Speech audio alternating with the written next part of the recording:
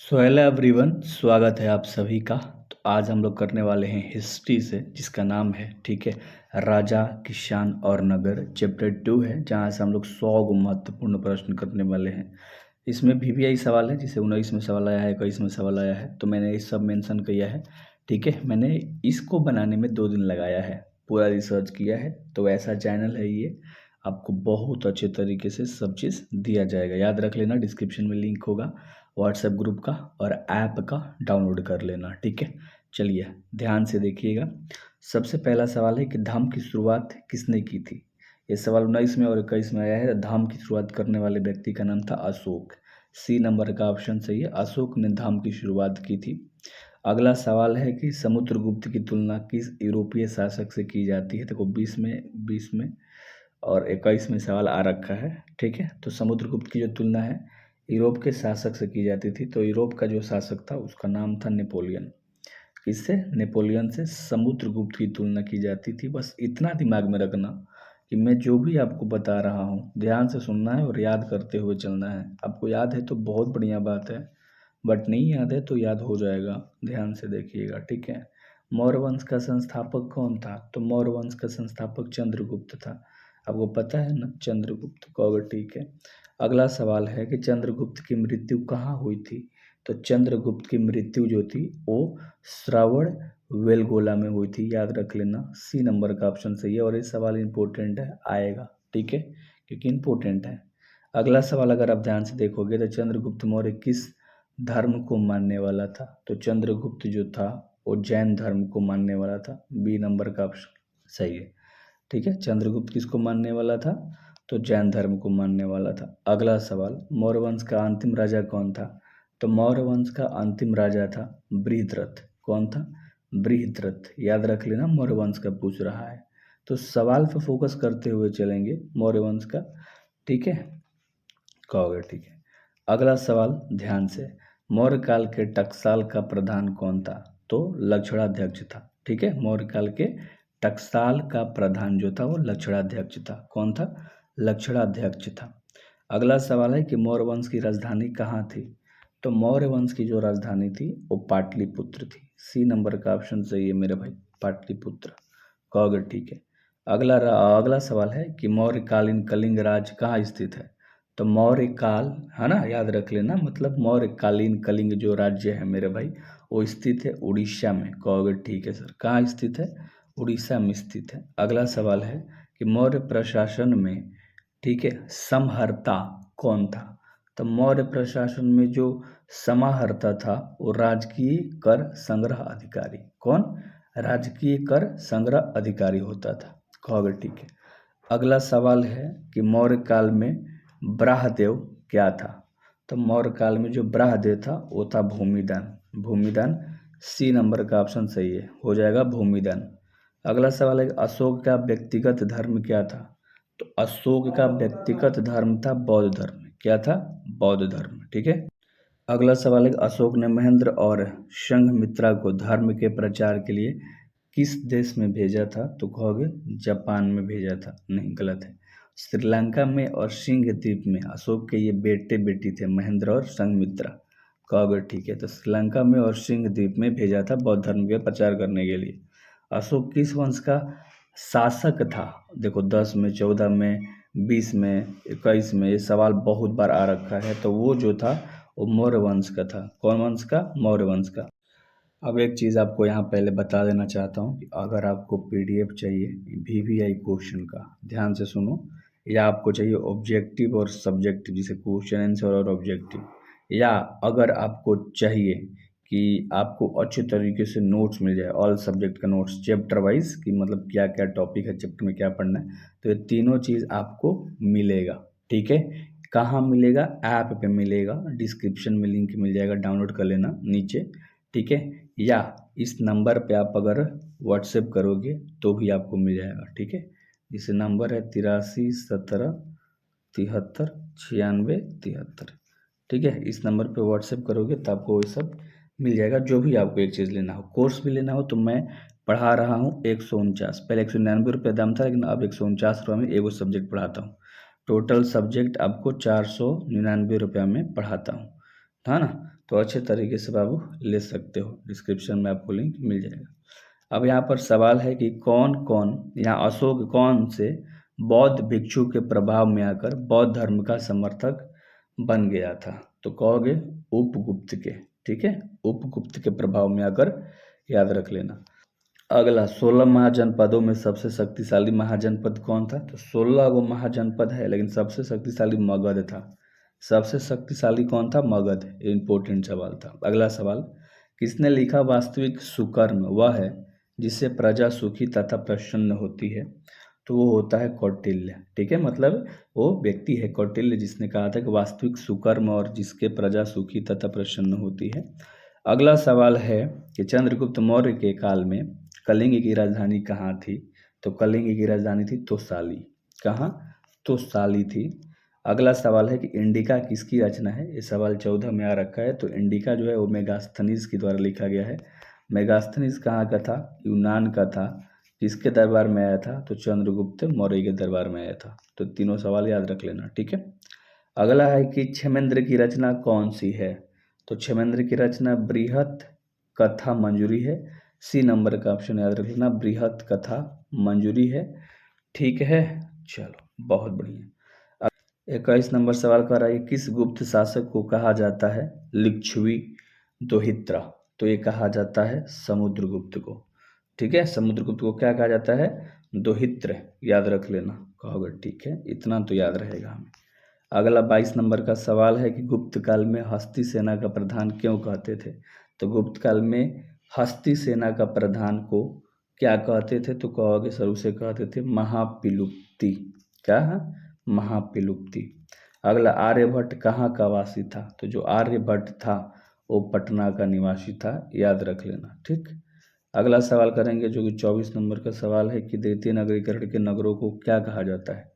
तो द्वितीय नगरीकरण को नगर को कहा जाता है लौह युगिन नगर। क्या कहा जाता है? लौह युगिन नगर कहा जाता है। और अगला, फूट डालकर विजय प्राप्त करने का कार्य सर्वप्रथम किस, है ना, राजा ने किया था?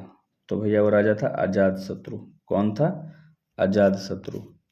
अगला सवाल है कि भारत का प्राचीनतम ज्ञात अभिलेख कौन था? तो भारत का प्राचीनतम ज्ञात अभिलेख जो था वो था बोगजाकोई का अभिलेख। याद रख लेना, ये सवाल बहुत इंपॉर्टेंट है, ठीक है, ये आएगा ही आएगा मेरे को लगता है, ठीक है। चलो अगला सवाल है कि मेगास्थनीज किस यूनानी शासक के राजदूत के रूप में पाटलिपुत्र आया था? यानी मेगास्थनीज जो था वो किस युग मतलब यूनानी शासक के राजदूत के रूप में, मतलब यूनान का जो राजा था उसका राजदूत बन के मेगास्थनीज आया था पाटलिपुत्र, ठीक है, याद रख लेना। तो वो था सेलुकस। सेलुकस यूनान का राजा था, शासक था, जिसका राजदूत बन के मेगास्थनीज आया था, ठीक है, पाटलिपुत्र, कहोगे ठीक है। तो अगला सवाल है कि कलिंग युद्ध का वर्णन किस अभिलेख में किया गया है? तो कलिंग युद्ध का वर्णन 13वें शिलालेख में किया गया है, ठीक। चलो अभिलेख या शिलालेख एक ही है। चीनी यात्री फहान किस शासक के काल में भारत आया था? तो जो चीनी यात्री है जिसका नाम है फहान, ये विक्रम आदित्य द्वितीय के शासनकाल में भारत आया था। ये सवाल 14 में आया था, देख लो। अगला सवाल है तुम्हारा 30 नंबर, मेगास्थनीज किस भारतीय शासक के दरबार में आया था? तो जो मेगास्थनीज है, ध्यान से, वो चंद्रगुप्त मौर्य के शासनकाल में आया था, ठीक है, उसके दरबार में आया था। किस अभिलेख में सती प्रथा का उल्लेख मिलता है? तो सती प्रथा का उल्लेख एक, है ना, एरड़ अभिलेख में मिलता है। बी नंबर का ऑप्शन सही है, एरड़ अभिलेख में। अगला सवाल है कि किस शासक को प्रियदर्शी कहा गया है? तो है अशोक। अशोक को प्रियदर्शी कहा गया है। आप सब्सक्राइब कर लेना इस चैनल को, इस चैनल से जुड़ के देख लो एक बार, आपकी सारी की सारी टेंशन खत्म हो जाएगी। सब चीज़ पहले तो चैप्टर वाइज मिल जाएगा प्लेलिस्ट में, देन इंपॉर्टेंट क्वेश्चन मिल जाएगा, हर चीज़ मिल जाएगा। गुप्त संवत कब और किसके द्वारा किया गया? ठीक है, गुप्त संवत कब और किसके द्वारा किया गया मेरे भाई? तो कहोगे चंद्रगुप्त प्रथम के द्वारा 1920 ईस्वी, ठीक है, डी नंबर का ऑप्शन सही है, 1920 ईस्वी।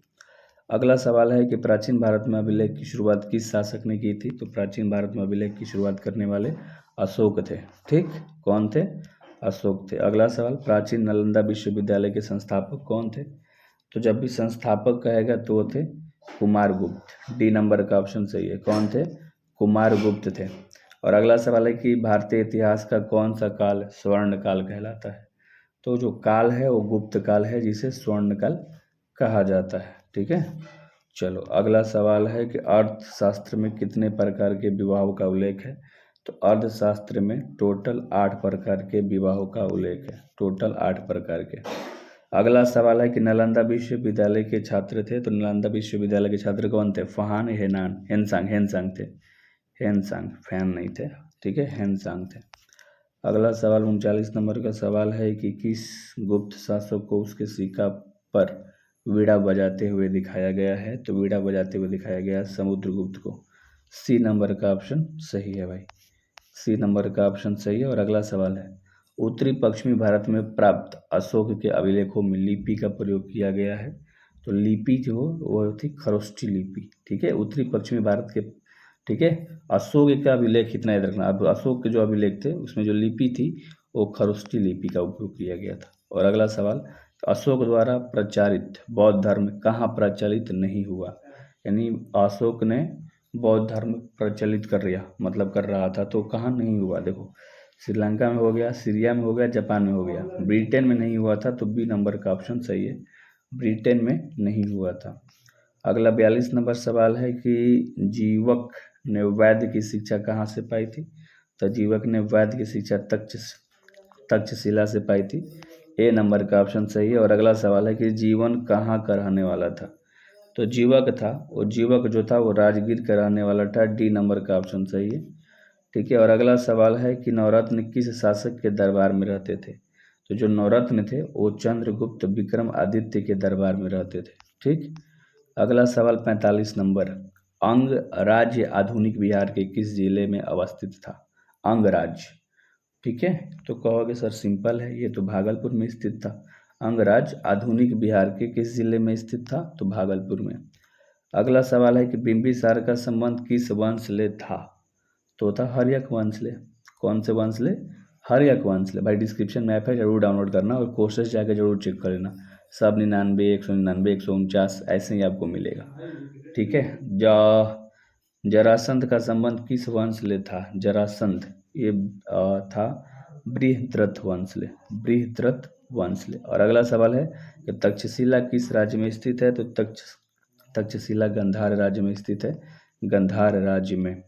तक्षशिला विश्वविद्यालय कहाँ स्थित था। 2015 में सवाल आया है, तो कहोगे सिंपल सा जवाब है ना, पाकिस्तान में। ए नंबर का ऑप्शन सही है। अगला सवाल तुम्हारा 50 नंबर का सवाल है। टोटल 100 प्रश्न हम लोगों ने लिया है, तो और 10 मिनट लगेगा।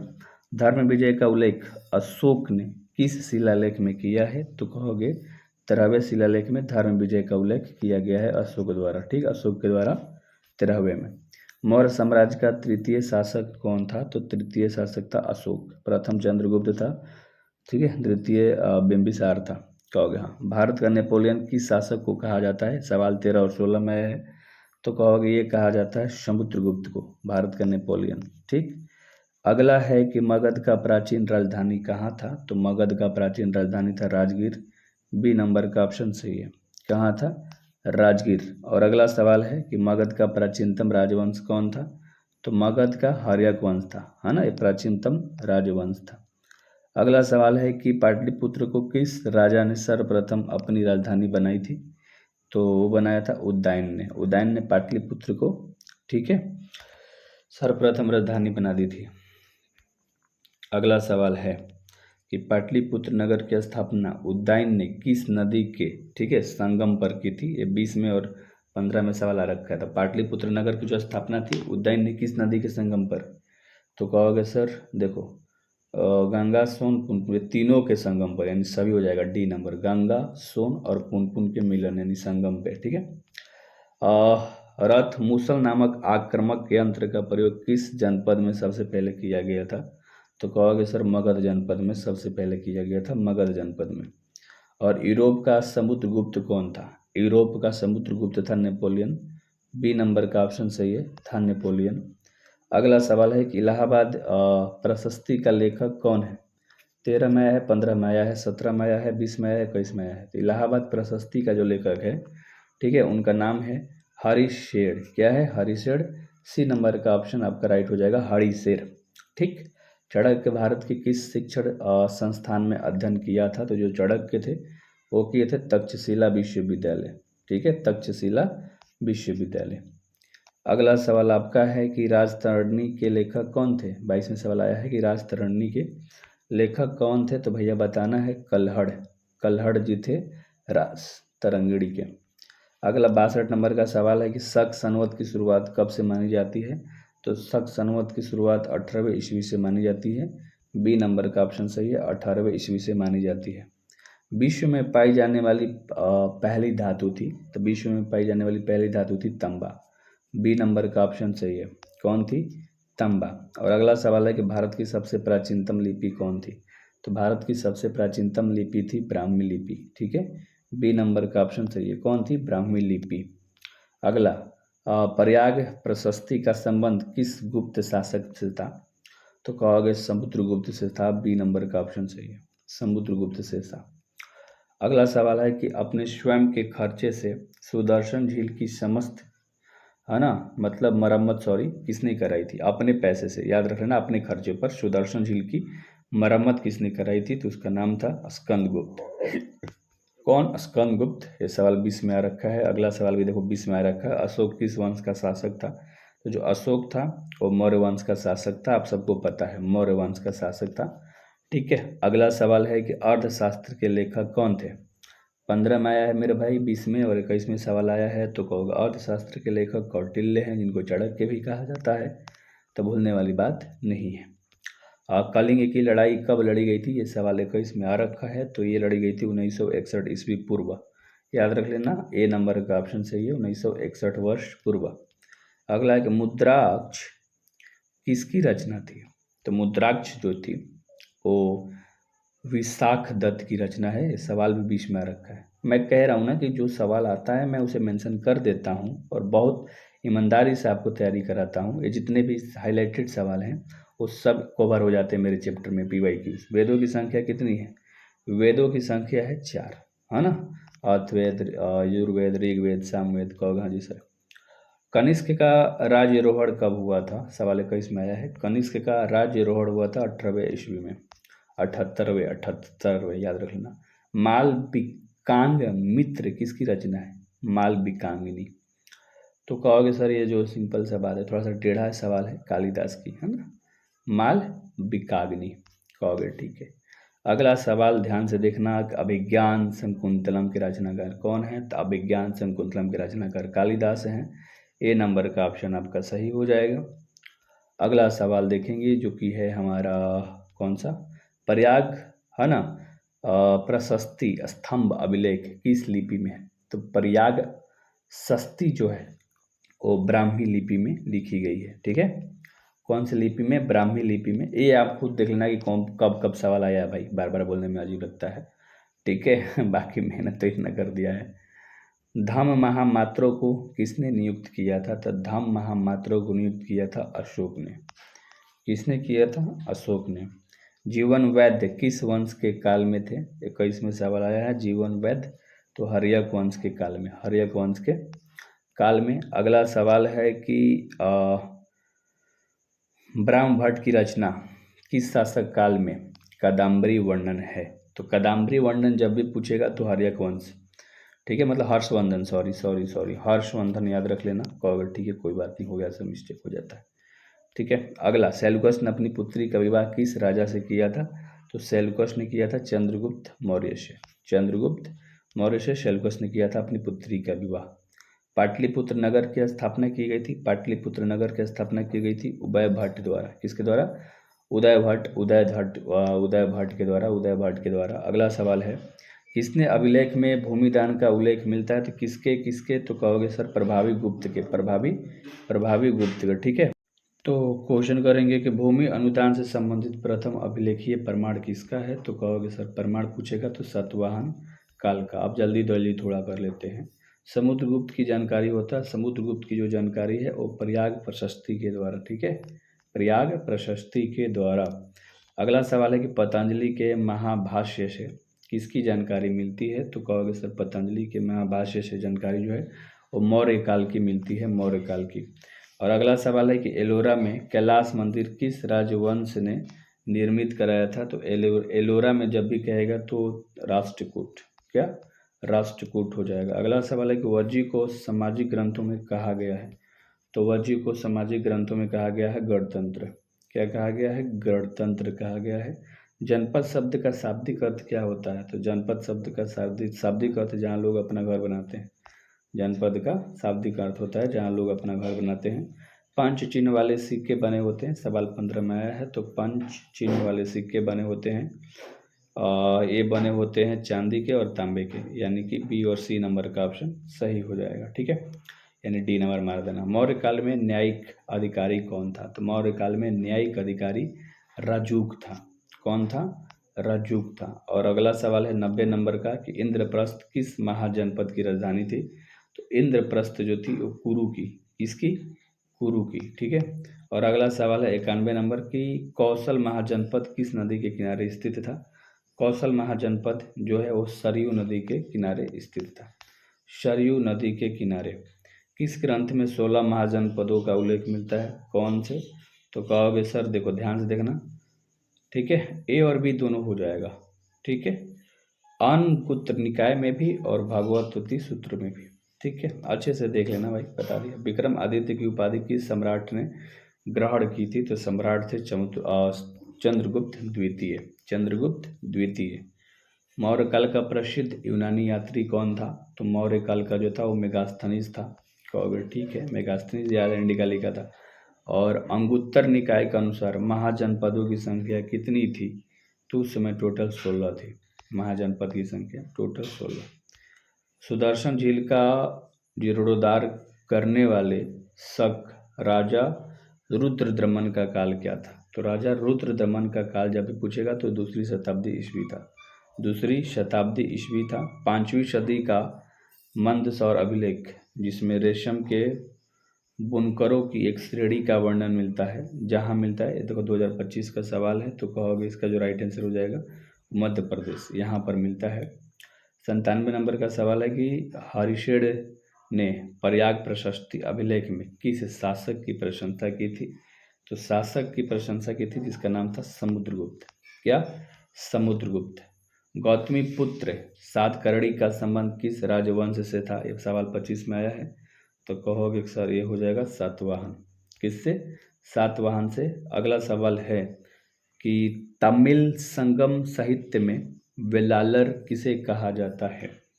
तो ये कहा जाता है, आप कमेंट बॉक्स में इसका आंसर बता सकते हो, एक तो बनता है ना। अगला सवाल, ठीक है, अगला सवाल है कि उज्जैनी किस महाजनपद की राजधानी थी? तो जो उज्जैनी थी मेरे भाई वो थी चेद, याद रखना चेद की। ठीक है, सो उम्मीद करता हूँ कि जितने भी आज हम लोगों ने 100 प्रश्न किया है अप्रोक्स, ठीक है, आप ध्यान से देख के इस चैप्टर को कंप्लीट कर लोगे एंड सब्सक्राइब कर लोगे, क्योंकि सब सवाल आ रखा है तो भाई, है ना। तो जो भी कराया वो सब आने वाला सवाल है, डिस्क्रिप्शन में लिंक है, डाउनलोड कर लेना ऐप का, व्हाट्सएप ग्रुप को, ठीक है, और अच्छे तरीके से हम लोग करेंगे डेली। ठीक है, थैंक यू वेरी मच।